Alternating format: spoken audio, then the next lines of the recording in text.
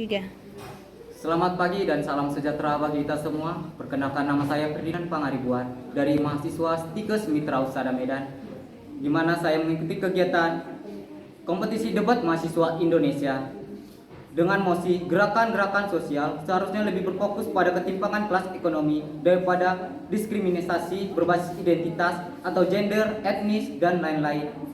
Kami bertentangan dengan gender etnis, di mana ketika gender dan etnis sudah teratasi, ekonomi akan teratasi di masyarakat.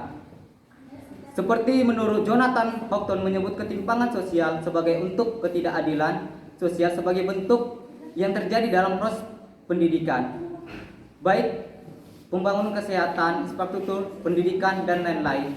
Gerakan sosial adalah aktivitas sosial berupa gerakan sejenis tindakan sekelompok yang merupakan kelompok informal yang berbentuk organisasi berjumlah besar, baik individu yang secara spesifik berfokus pada suatu isu-isu sosial.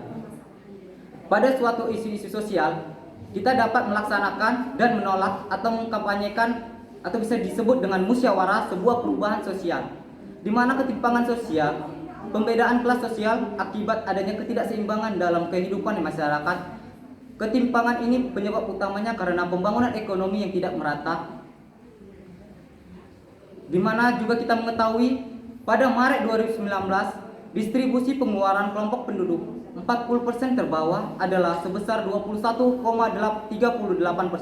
Artinya pengeluaran penduduk masih berada pada kategori tingkat ketimpangan rendah.